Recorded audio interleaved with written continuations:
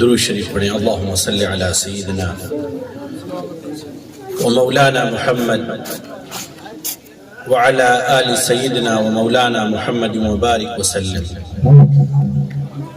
کہاں گئے؟ الحمدللہ والصلاة والسلام على رسول اللہ وعلى آلہ وصحبہ ومن والاه.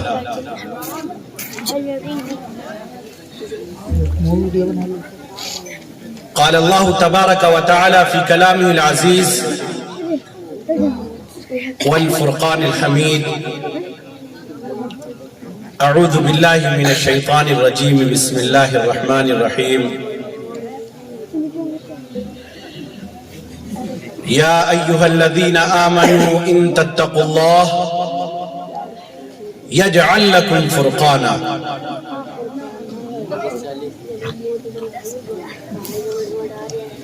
وعن معاذ بن جبل رضی اللہ عنہ انہ قال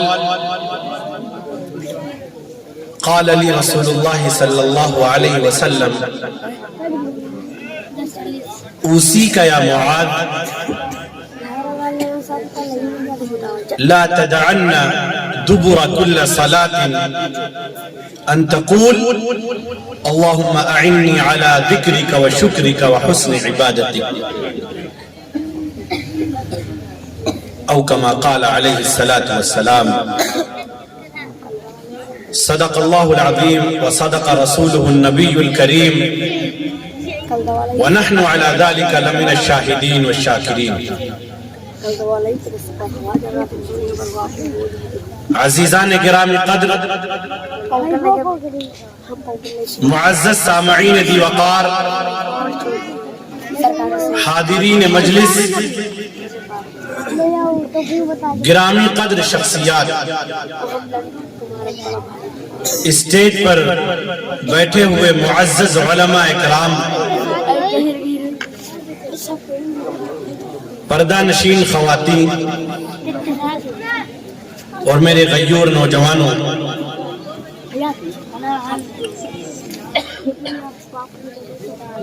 بچوں آپ گفتگو نہ کریں. اگر کسی کو اٹھ کے جانا ہو کسی ضرورت کی وجہ سے تو جائے. کافی دیر سے آپ لوگ یہاں بیٹھے ہوئے ہیں اور کبھی جب تقریر ہوتی ہے، بیان ہوتا ہے، رب رسول کا ذکر ہوتا ہے تو ذمہ دار دو کام مقرر کرتے ہیں. ایک کام ہوتا ہے بولنا جو ان منتظمین حضرات نے علماء اکرام کے ذمہ لگایا ہے، اور دوسرا سننا جو آپ کے ذمہ لگایا ہے. ہم لوگ اپنا اپنا کام کریں گے تو بات سمجھ میں آئے گی،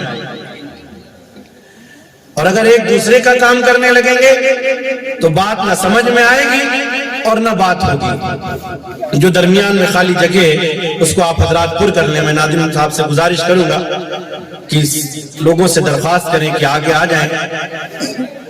تھوڑی دیر میں گفتگو کروں گا اور اس جلسے کے جو مرکزی شخصیت ہے حضرت مولانا طاہر صاحب تشریف فرما ہے، ان کا بھی بیان ہونا ہے.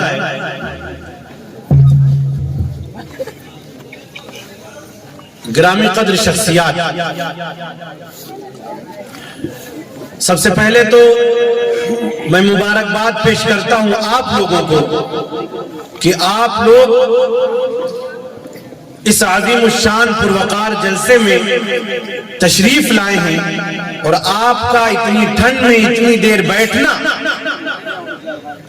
اللہ اور اس کے رسول صلی اللہ علیہ وسلم سے آپ کی محبت کی دلیل ہے.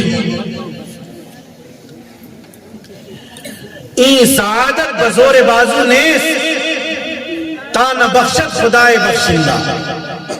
یہاں پر آپ کا آنا کوئی اتفاقی امر نہیں ہے،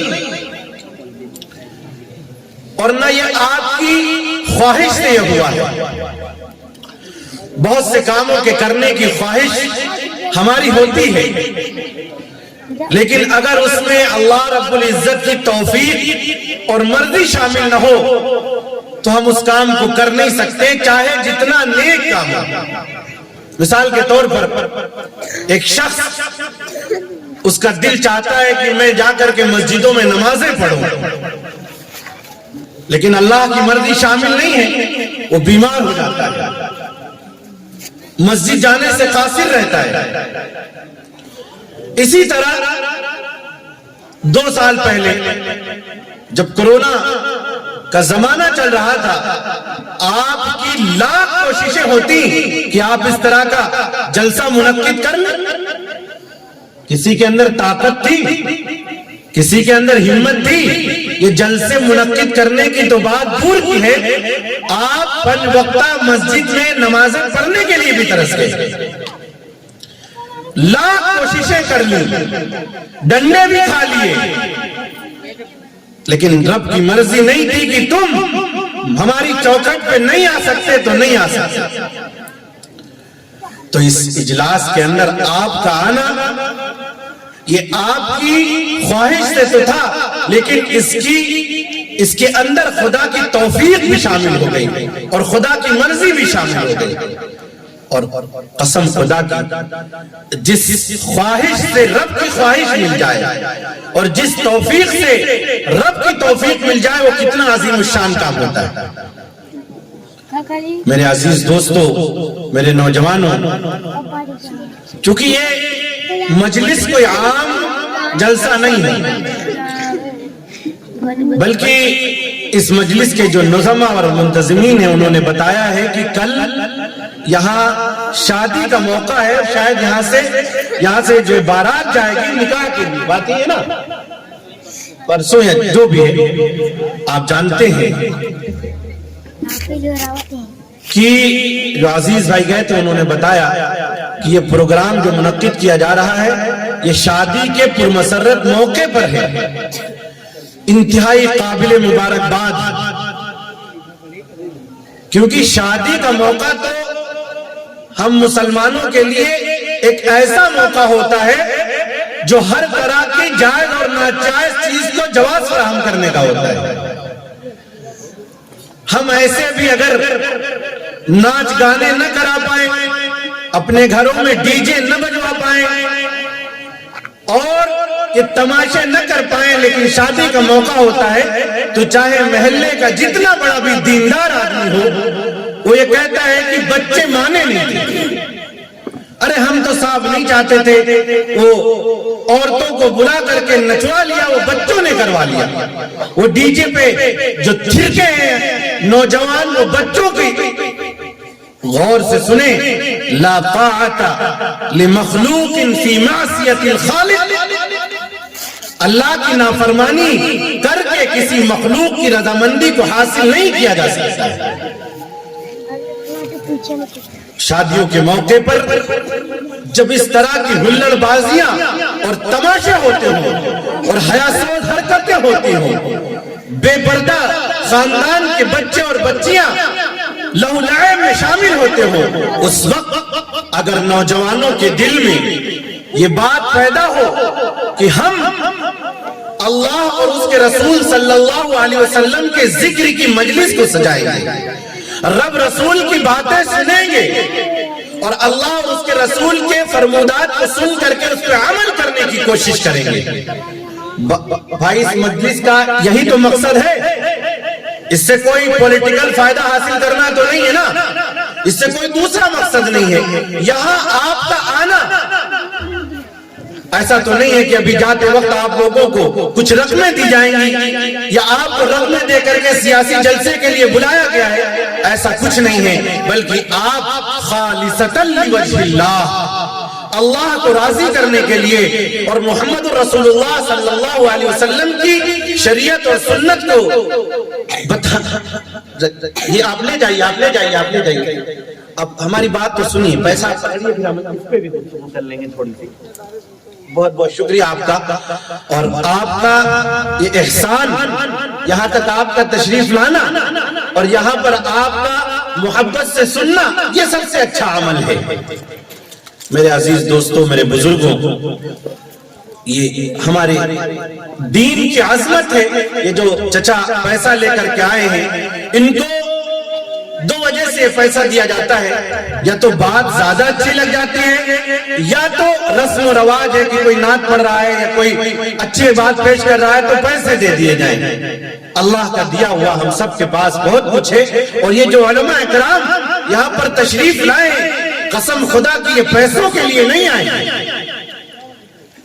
یہ اپنی دور دراز کا سفر کر کے یہاں تشریف اس لیے لے کر کے آئے ہیں کہ کچھ رب رسول کی باتیں کریں گے, کچھ اللہ کے فرمودات بیان کریں گے, کچھ اپنے نبی کی سیرت بیان کریں گے اور اپنے بگڑے ہوئے مقدر کو چمکائیں گے. میرے پیارے چچا, اگر بات سمجھ میں آ جائے اور سمجھ آنے والی باتیں ہی کریں گے علماء کرام تو یہ تہیہ کریں کہ ہم ان باتوں کے اوپر عمل کریں گے اور یہاں سے اپنے محمد الرسول اللہ صلی اللہ علیہ وسلم کی دین کی صحیح رہنمائی کو اپنے گھروں تک لے جائیں گے اور اس پر عمل کریں گے. اور آپ کا یہ عمل کرنا قسم خدا کی یہاں پہ آنے والے جو علماء اکرام ہیں ان کی زندگیوں کی کامیابی کی ضمانت ہوگی اور آخرت میں ان کے لیے سرمایہ حیات ہوگی. آپ کی کروڑوں کی دولت بھی اگر آپ یہاں دے دیں تو اس کا کوئی فائدہ نہیں.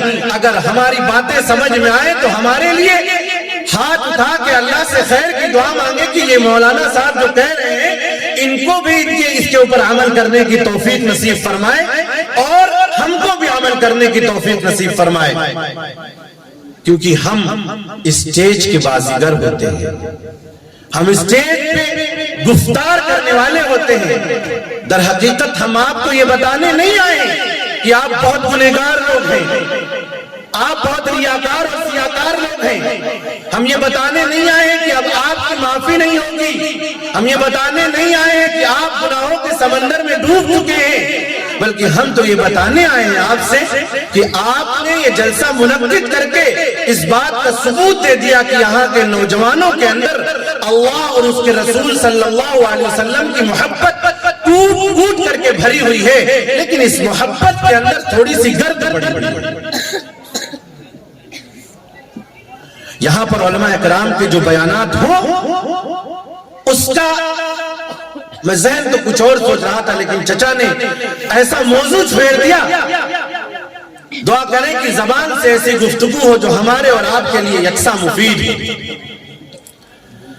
علماء اکرام جو بیان کرتے ہیں اس کا مطمح نظر دو چیزیں ہوتی ہیں. ایک ہر بیان ہو چاہے وہ اصلاح معاشرہ کے نام پر ہو, سیرت النبی کے نام پر ہو, یعنی کوئی بھی اسلامی جلسہ مقام مصطفیٰ اور شان مصطفیٰ کے بیان سے خالی نہیں ہوتا ہے. حمد کے ذریعے, نعت کے ذریعے سیدنا محمد الرسول اللہ صلی اللہ علیہ وسلم کی شانیں بیان کی جاتی ہیں. اور دوسرا چیز جو ہوتا ہے وہ یہ ہوتا ہے نظام مصطفیٰ کو بیان کرنا, یعنی سیدنا محمد الرسول اللہ صلی اللہ علیہ وسلم کے ذریعے لائے ہوئے قرآن کریم اور رسول اللہ صلی اللہ علیہ وسلم کی شریعت کو بتانا اور یہ بتانا کہ اے لوگوں محمد الرسول اللہ صلی اللہ علیہ وسلم تمہارے لیے کتنی عمدہ زندگی گزارنے کے طریقے اور سلیقے لے کر کے آئے ہیں. دنیا کے کسی بھی مذہب اور دنیا کے کسی بھی طریق اور دنیا کے کسی بھی راستے پر چل کر کے جاؤ گے تو محمد الرسول اللہ صلی اللہ علیہ وسلم کی شریعت جیسی شریعت اور محمد الرسول اللہ صلی اللہ علیہ وسلم جیسے قرآن کے لائے ہوئے نظام جیسا نظام تم کو ڈھونڈنے سے نہیں ملے گا.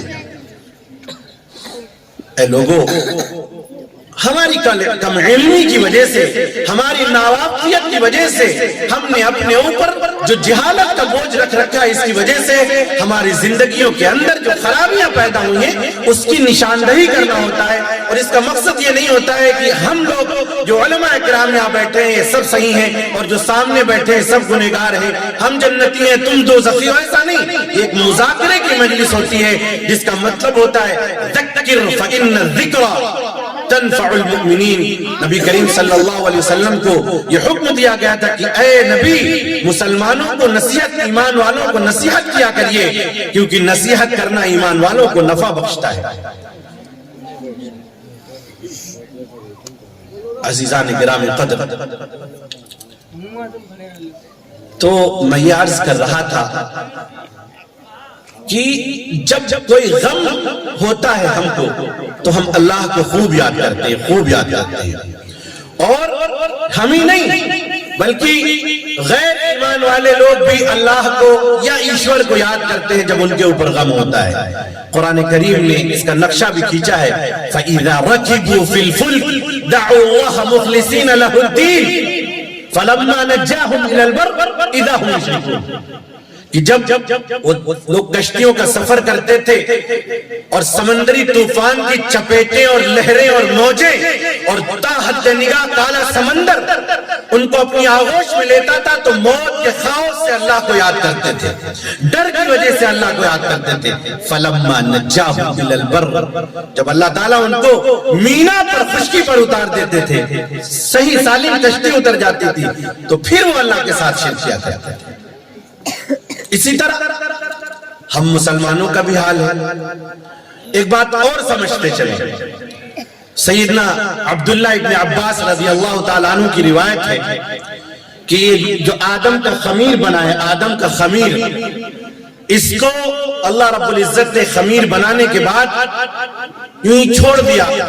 بعض روایتوں میں ہے جہاں کعبہ مشرفہ ہے اس جگہ پر رکھا اور اس کے اوپر 40 دن مسلسل بارشیں ہوئی۔ کتنے دن؟ 40 دن۔ جب ہم بلوائیں تو بولیے 40 دن مسلسل اس پر بارش ہوئی۔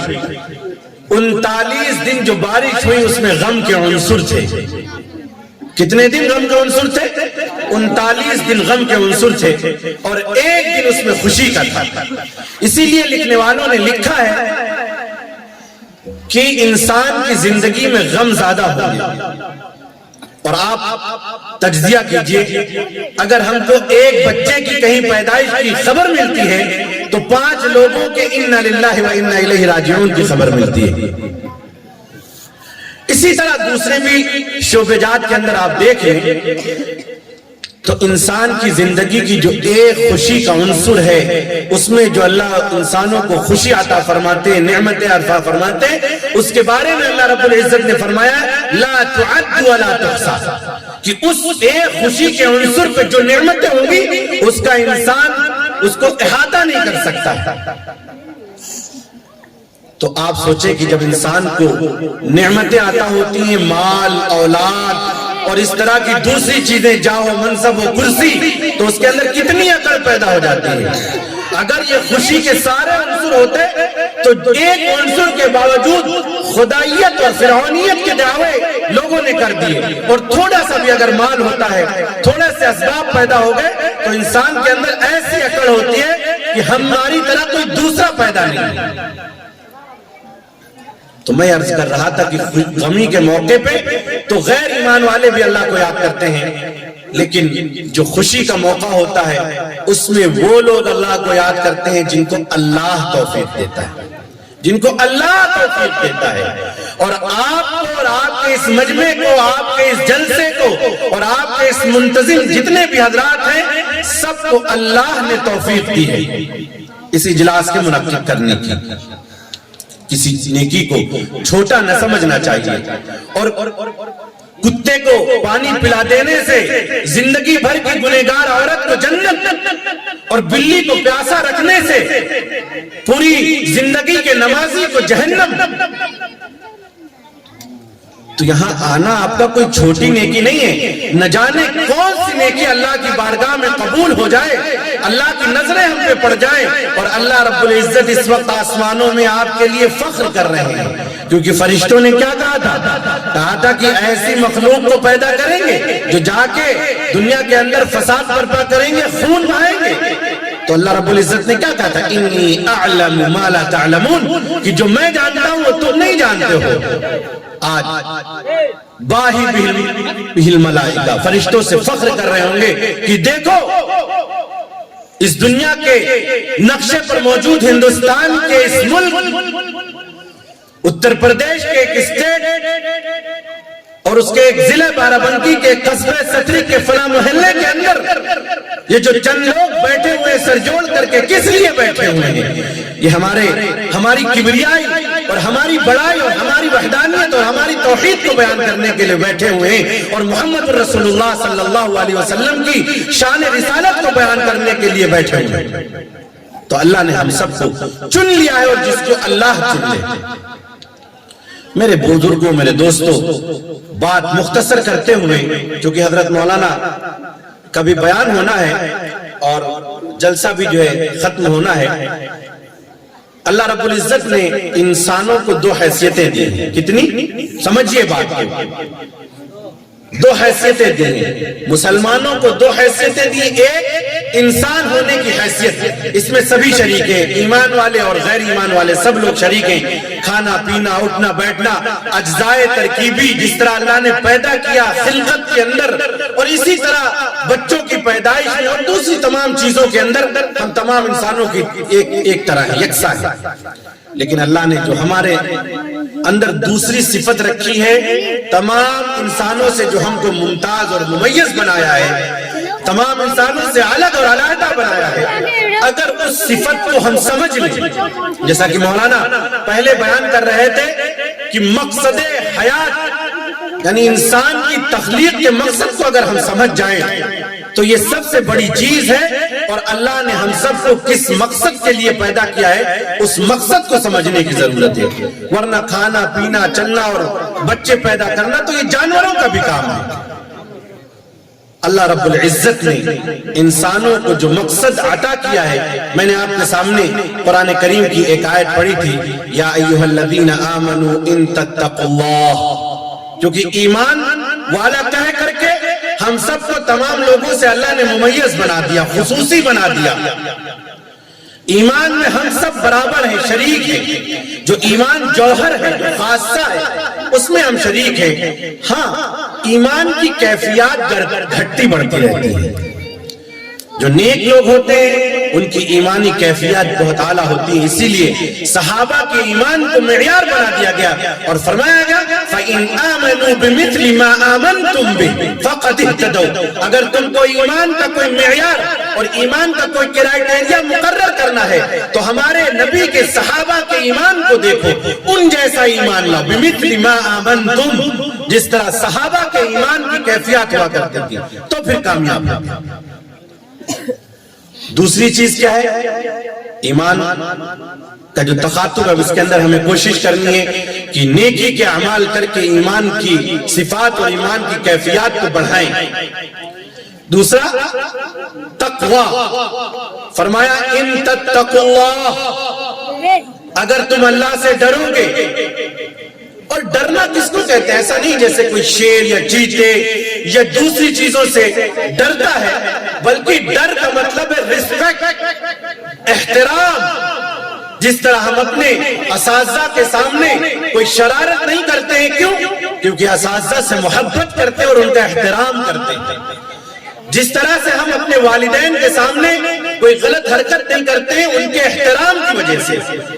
اسی طرح اللہ سے ڈرنا، خوف جو ہوتا ہے، جو ذکر کیا جاتا ہے، خوف کا مطلب وہ خوف نہیں ہے جیسے بہائم اور درندوں سے ڈرتے ہیں، بلکہ اللہ کی عظمت، اللہ کی کبریائی، اللہ کی بڑائی اور اس کے حاضر ناظر ہونے کو جاننے کے اور یہ دیکھنے کے، یہ بات سمجھنے کے باوجود کہ اللہ ہر آن ہر لمحہ ہم کو دیکھ رہے ہیں. اور پھر جو خالق کائنات ہے ان کا کتنا ادب و احترام ہو. تو فرمایا اللہ رب العزت نے ان تتقوا اللہ، اللہ سے اگر تم ڈرو گے، اللہ کا احترام کرو گے، ہیبت اور خوف پیدا کرو گے. اور دوسری چیز تقوی کے اندر کیا چیز آتی ہے؟ تنزیہ القلب من المعاصی، کہ گناہوں سے اپنے قلب کو محفوظ رکھنے کی جو نیت ہوتی ہے، عزم ہوتا ہے، یہ بھی تقوی کہلاتا ہے.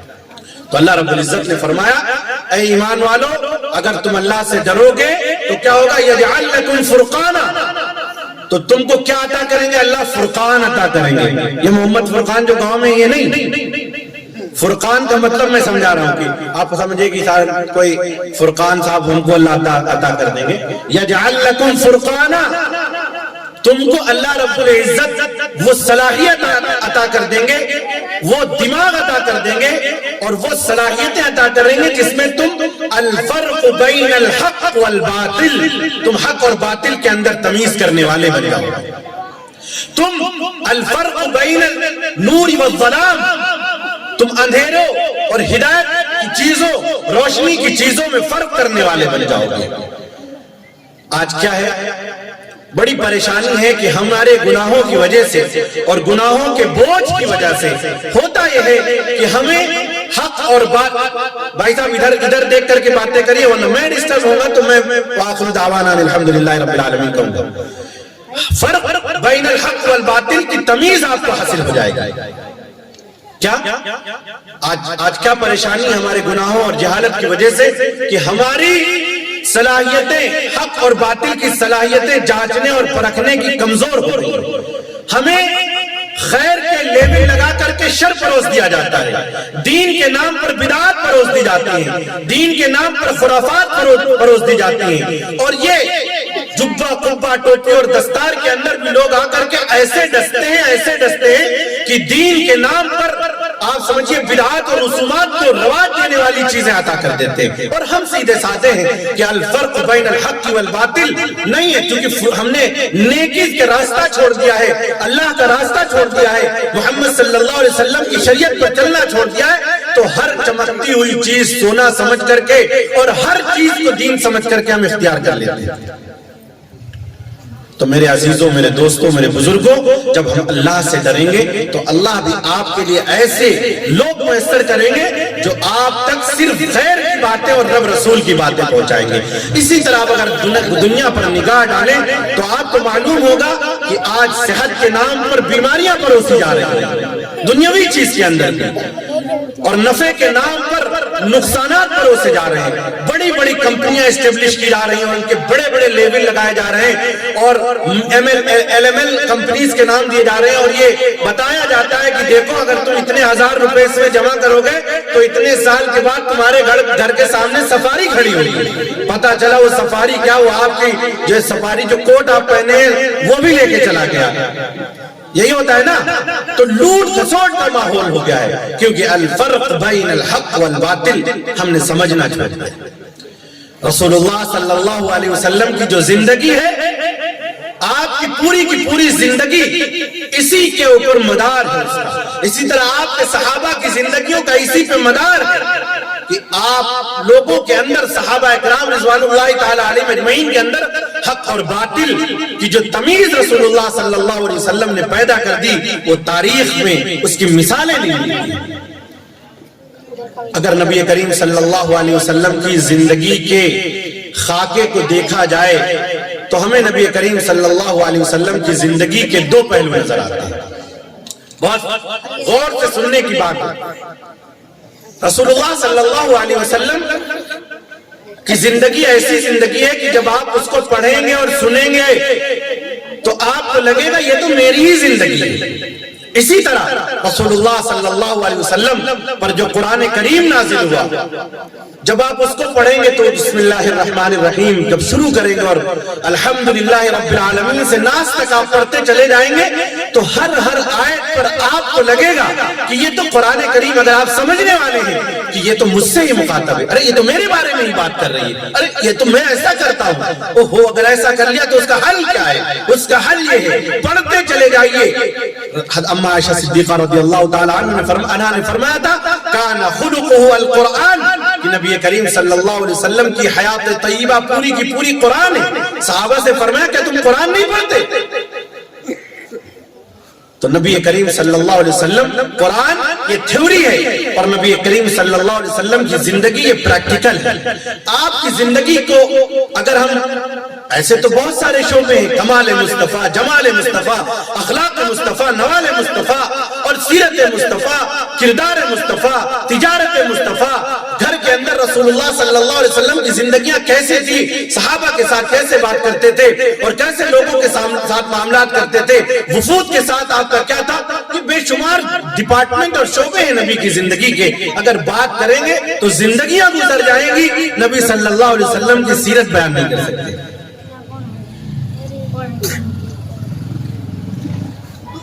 غالب ثنائے خواجہ ویزداد گزاشتیم کا ذات پاک مرتبہ دانے محمد۔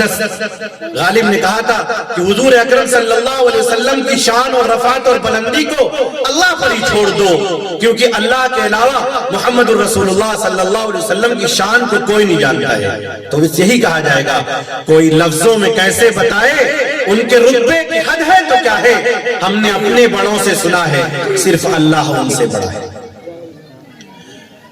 ایک طرف تو نبی کریم صلی اللہ علیہ وسلم کی شان ہے، اور دوسری طرف شان کیا ہے؟ اٹھے تو آسمان کو بلندی مل جائے، بیٹھے تو دھرتی کو سکون مل جائے، مسکراتے تو ستارے چمکنے لگے، بولے تو انادل مہکنے لگے، لباس کی ادائیں قرآنی آیات بن جائیں، چادر اوڑھ کر آئے تو قرآن پکار اٹھے یا ایھا المدثر، کملی اوڑھ کر آ جائیں تو قرآن پکار اٹھے یا ایھا المزمل، خلوتوں میں جو سب وسبی، جو سر بسجدہ، جو سر بتبی، جو عابد بھی ہو اور مجاہد بھی ہو، جو رازدار فکر و خلا بھی ہو، جو تاجدار جود و سخا بھی ہو، جس کی طلعت سے صبح کو سویرا ملے، جس کی زلفوں کی مستی سے راتوں کو اندھیرا ملے، جس کے شبنم سے جنت مچلنے لگے، جس کے غصے سے دوزخ ابلنے لگے، جس کے قدم اٹھے تو عرش معلیٰ کو پہنچ جائیں، اور جس کی انگلی اٹھے تو آفتاب و قمر شمس ہو جائیں، اور جس کی نگاہ اٹھے تو دشمن دوست ہو جائے۔ درود شریف پڑھیں ایسی ذات پر، اللہم صلی علی سیدنا و مولانا محمد وعلی آل سیدنا و مولانا محمد وبارک وسلم۔ سردار انبیاء، خاتم الانبیاء، آپ کو مقام محمود عطا کیا گیا، آپ کو مقام وسیلہ عطا کیا گیا، دنیا میں سب سے اشرف بنایا گیا، اور آپ پر تمام شان کو ختم کر دیا گیا، اس کے بعد یہ شان کسی کو عطا نہیں کی جائے گی۔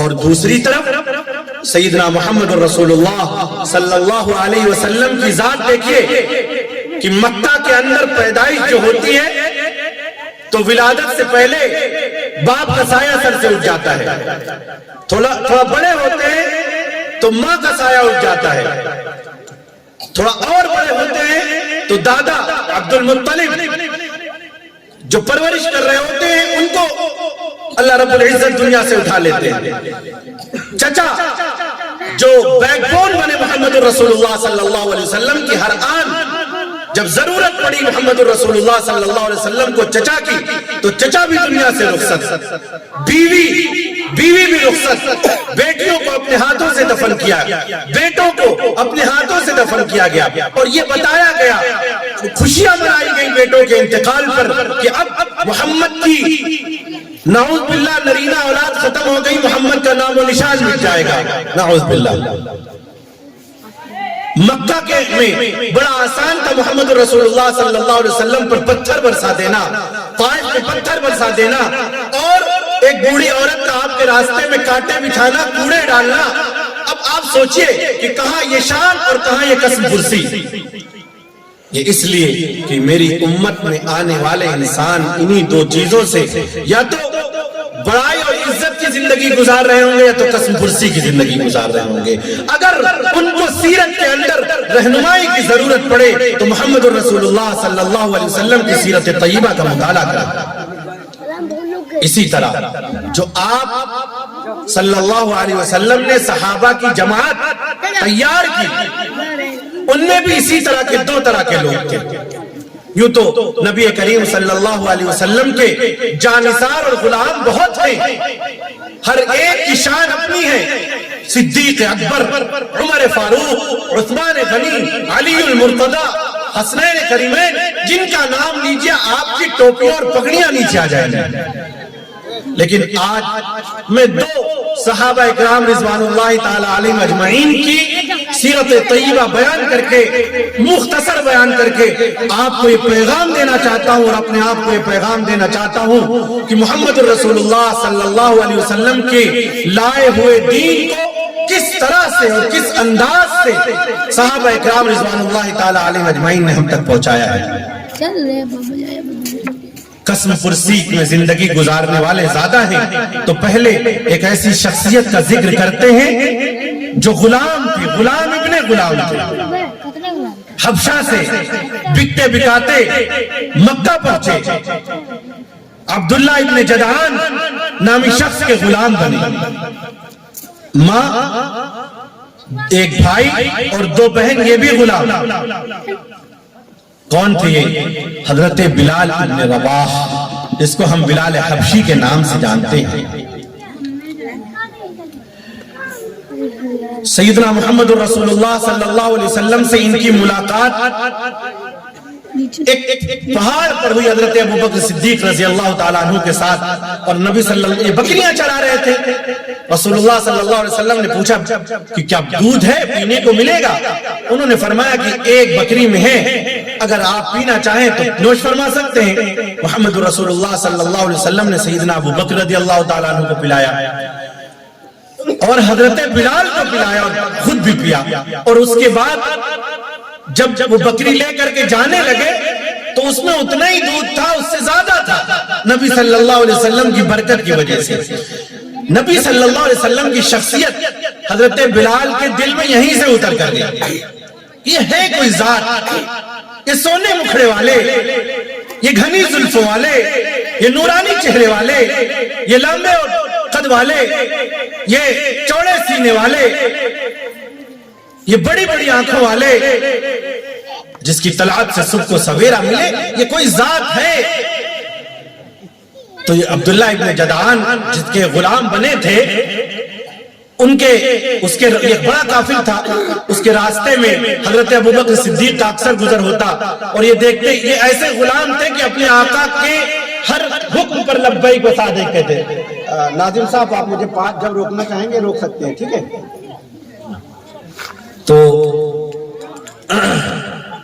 میں نے عرض کیا کہ حضرت بلال ایسے غلام تھے کہ آقا کی ہر بات کو مانتے تھے،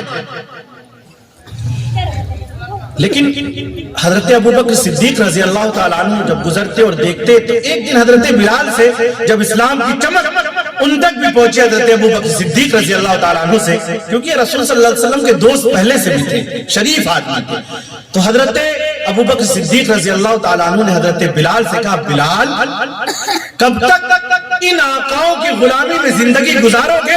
اور تمہیں ایک ایسا در بتا دوں کہ اگر تم نے اس کی غلامی اختیار کر لی تو تم کو ان کی غلامیوں سے نکال کر کے کعبہ کی چھت پہ کھڑا کر دیں گے۔ بلال سمجھدار آدمی تھے، ایمان میں داخل ہو گئے، لیکن حکم تھا کہ اسلام کو چھپائیے گا، لیکن عشق اور مشق کہاں چھپائے چھپتے ہیں، اور پھر عشق خداوندی ہو، محبت رسول ہو تو کہاں چھپے گا؟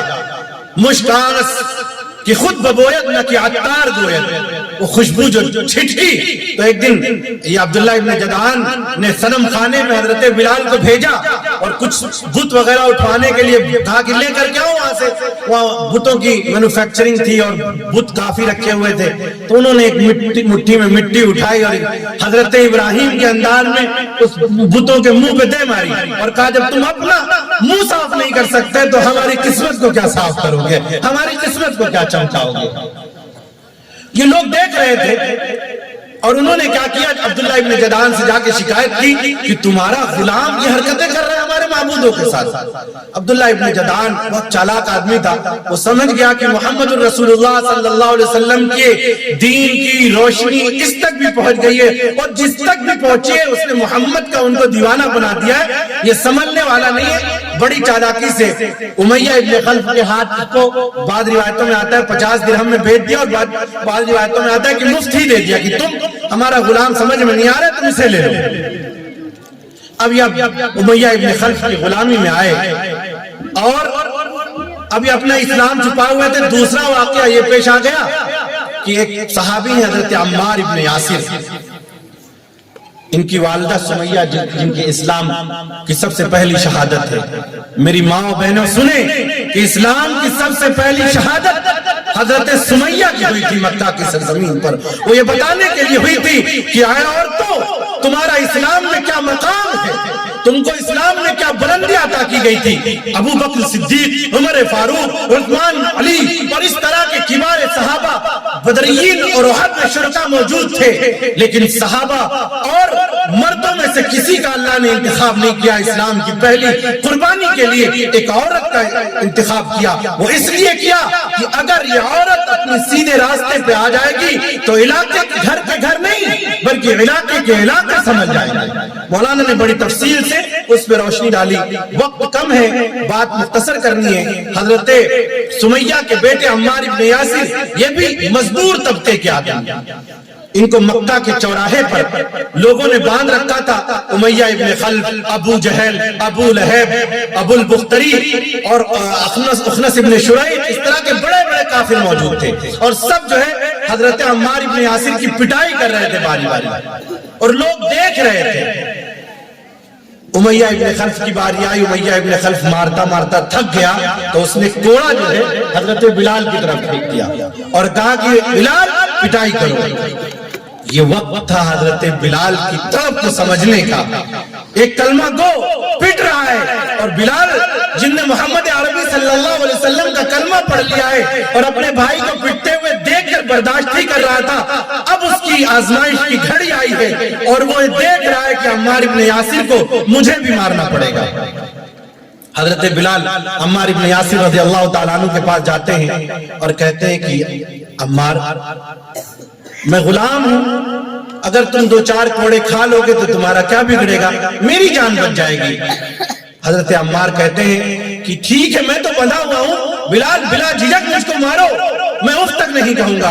हजरत बिलाल हजरत अम्मार की आंखों में आंखें डाल करके आंसू बहाने लगे और कहा, नहीं अम्मार, मुझे तुम्हें मारना नहीं है बल्कि तुम्हारे साथ पिटना है और फिर देखना है कि दोनों मिल करके जब पिटेंगे तो पिटने का मजा क्या आएगा वो देखना।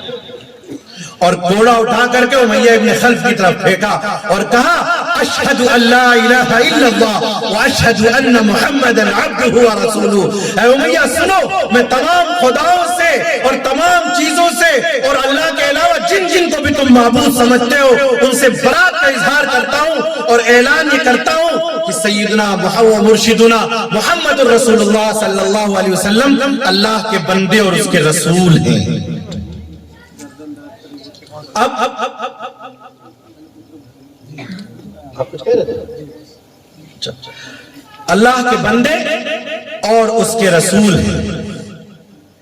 सैयदना मुहम्मद रसूलुल्लाह सल्लल्लाहु अलैहि वसल्लम ने हजरत बिलाल को हजरत अबू बकर सिद्दीक, बिलाल हजरत बिलाल की जो आप सीरत पढ़िएगा, ये बड़ा वक्त मुख्तसर होता है, उलमा इकराम के भी बयानात होने हैं।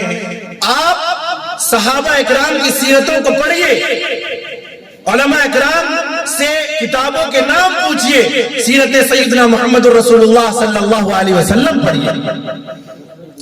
हजरत बिलाल को जिस अंदाज से सताया गया, मारा गया, हम उसको बयान नहीं कर सकते, उसका एहसास नहीं समझ सकते। लेकिन ये बिलाल जब दामने मुस्तफा से लिपटे और आगोश मोहम्मद में आए तो फिर बिलाल को बिलाल बना दिया सैयदना मुहम्मद रसूलुल्लाह सल्लल्लाहु अलैहि वसल्लम ने कि मक्का में जब फातिहाना दाखिल हुए और ये ऐलान हो रहा था, मन दखल दार अबी सुफियान फहुव आमन व मन अगलक अलबाब फहुव आमन व मन दखल अलबैत फहुव आमन। आज सबको माफी है, जो अबू सुफियान के घर में दाखिल हो जाएगा उसको माफी, जो अपने घर के दरवाजे बंद कर लेगा उसको माफी, और जो बैतुल्लाह में दाखिल हो जाएगा उसको माफी। बैतुल्लाह में भीड़ लगी हुई है, तमाम उस वक्त के सरदारान कुरैश जिन्होंने जुल्म किए थे सर झुकाए खड़े हैं। निगाहे नबूवत से इशारा होता है कि बिलाल काबे की छत पे चढ़ो। वो सिद्दीक अकबर का जुमला कि तुम्हें गुलामियों से निकाल करके काबा की छत पे पहुंचा देंगे, मोहम्मद रसूलुल्लाह सल्लल्लाहु अलैहि वसल्लम ने साबित कर दिया। और फिर जब इस शख्सियत का इंतकाल होता है तो आप तसव्वुर करें कि आधी दुनिया के फातिह सैयदना उमर जब भी बिलाल का नाम लेते थे, हजरत बिलाल या सैयदी या बिलाल कह करके पुकारते थे। और जिस वक्त उनका इंतकाल हुआ, आप सोचिए, गुलाम थे, लेकिन आका सल्लल्लाहु अलैहि वसल्लम की गुलामी ने उनको आका बना दिया। अरबों ने इस बात की गवाही दी उस दिन और कहा, अल यौम माता सय्यिदुना, आज हमारे आका का इंतकाल हो गया। तो नबी करीम सल्लल्लाहु अलैहि वसल्लम की के दामन से जो भी वाबस्ता हुआ वो चमक गया। ये मुख्तसर वक्त होता है, ये नसीहतों का वक्त इसलिए होता है कि हमें भी कुछ बातें समझ में आए और आपको भी समझ में आए। दो चीजें अपने गिरे बांध लीजिए कि अपने दीन का फहम हासिल करेंगे सीरत नबी और सहाबा की सीरत को पढ़ करके, और मौजूदा जमाने की जो तालीम है उसको भी हासिल करेंगे और ऊंचे पैमाने की तालीम हासिल करेंगे, लेकिन शरीयत और हुदूद के दायरे में रह करके हासिल करेंगे। پھر کوئی طاقت ایسی نہیں ہے جو مسلمانوں کو کسی طرح زیر کر سکے اور جھکا سکے. پھر وہی ہوگا جس طرح صحابہ کرام رضوان اللہ تعالی علیہم اجمعین کی جوتیوں کے اندر رومن اور پرشین امپائر کے تاج پڑے تھے. قسم خدا کی نوجوانوں، محمد الرسول اللہ صلی اللہ علیہ وسلم کے وہ بھی غلام تھے، اور ہم نے بھی اگر حق غلامی ادا کر دی تو شاہوں کے تاج اپنے قدموں میں پڑے ہوں گے. اللہ تعالیٰ کہنے سننے سے زیادہ عمل کی توفیق نصیب فرمائے. نشہ پلا کے گرانا تو سب کو آتا ہے، مزہ تو جب ہے کہ گرتے کو تھام لے ساتھی. وآخر دعوانا الحمدللہ رب العالمین.